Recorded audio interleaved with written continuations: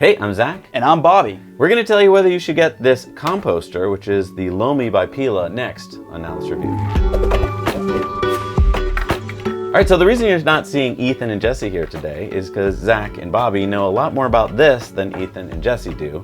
This is a composter, and Bobby, you are like a pro at composting. Well, I wouldn't call myself necessarily a pro, but You I have. are. Oh, thanks, Zach. But I've been composting for like 3 or 4 years now, and I actually take your food and bring it home and compost it in a big bin. So I do know a thing or two. But when you brought me this thing and said, "Hey, Bobby, I've got this machine that composts for you," I was like, "What? How is it even possible?" So what are we looking at here, Zach? So this thing is pretty amazing. It's a machine that does the composting work for you, right? So it's got this bucket. You put the food waste in the bucket. You put the bucket into the Lomi. You put this on top. Okay. Now keep in mind this is plugged in. Boop, boop, boop. Hit a couple buttons. Wait 24 hours, and you get compost. Wow. And in fact, this was some bananas and avocados a day ago, and now it is beautiful compost. That's incredible. So you're probably asking, how the heck does that happen so fast? Because your compost takes how long? Well, so when I usually compost, it can take anywhere from like 3 to 4 months. Even with a compost accelerator, it can take a really, really long time. And so it kind of blows my mind when you see this food go in and then you open it only like a day later and it's dirt. Well, let's go through the science, okay? Yeah. Because compost is basically a bunch of organic material. Bacteria eats it, turns it into compost. Now, when you do it at home, it takes 3 or 4 months because it's not that efficient, right?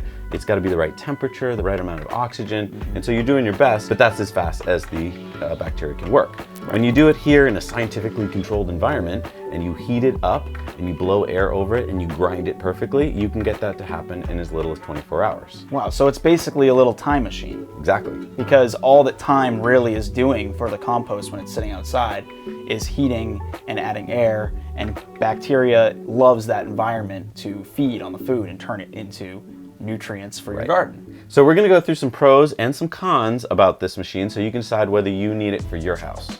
So a pro is that it's a time machine. It does it super fast. If you don't like having compost take forever, this is great. The other nice thing about this machine, a real big pro, is that it's beautiful compost. So you can put it in your soil and get beautiful plants. Yep, I actually threw a bunch of it in my garden. It was amazing. Once it rained, the dry compost from the Lomi turned into this beautiful wet compost and my plants flourished. But let's get right to the biggest con I think there is for this. What would that be? It's not cheap.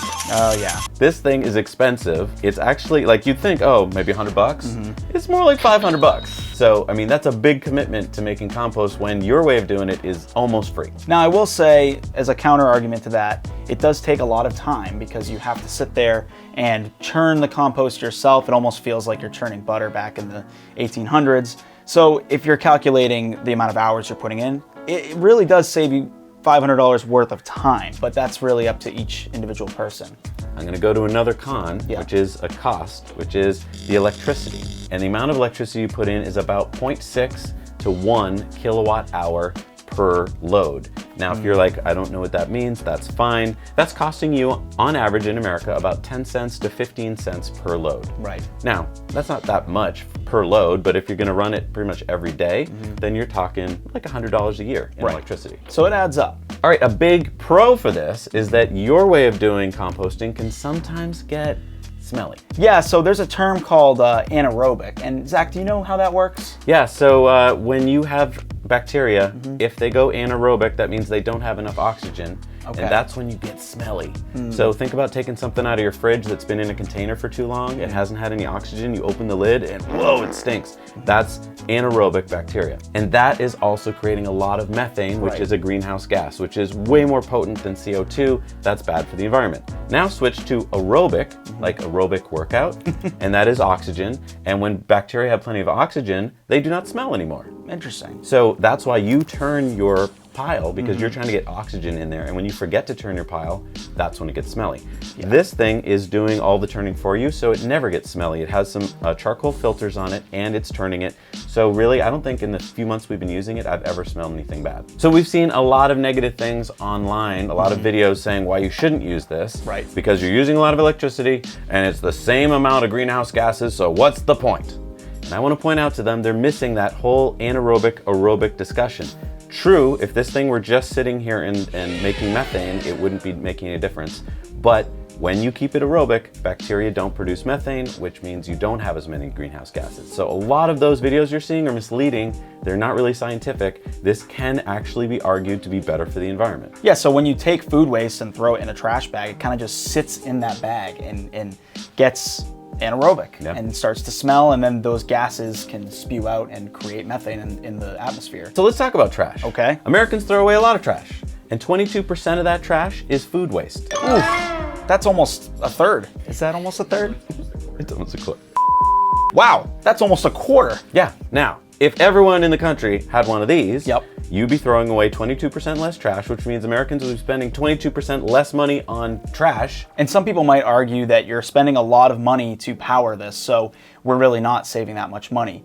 But if you look at the amount of money you gain back in compost, just from getting the material instead of throwing it in the trash, you end up cash positive, which is something that people don't think about a lot. It's a really good point. We did a quick calculation, and if you ran this about 40 times, which would be, 2 months, let's say, you'd spend about $6.40 on electricity, but that would be creating about a $10 bag worth of compost that you'd have to go to like Home Depot to buy. Right. So you just saved like 40%. And while we're on the topic of kind of saving time and money, I think that it's really important to point out the fact that with regular composts, like for me, for example, I compost mostly in the warmer months because once winter hits, I can't go out and do it anymore. Right, bacteria don't like the cold. But with this, what you can do is you can continue to compost through the winter so that in the spring, you have plenty of compost to keep your plants happy. And Bobby, you compost in big batches. I do.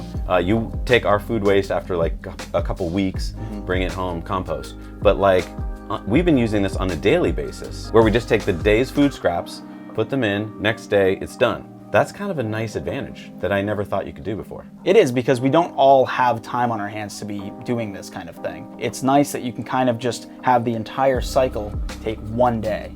You put food in, and then the next day you have dirt. That's the end of the cycle, and you can start it again, or you can take a break. There's no real big commitment that you have to worry about doing this on a larger scale. Yeah, so let's talk about how we've been using it for the past couple months. We didn't want to just unbox it and start telling you about it. We wanted to actually use it, so we've used it for months. Yep. We really know how it works. One thing I like is that if you put some stuff in there, you turn it on and you forget about it, and then like 3 days go by, you'd be like, oh no, it doesn't smell because the machine took care of it. So you can kind of set it and forget it, and even if you go on a long weekend, you can come back and not worry about that. There is a negative here, a con, I want to point out, which is that you have to start these with what's called Lomi pods. Yep.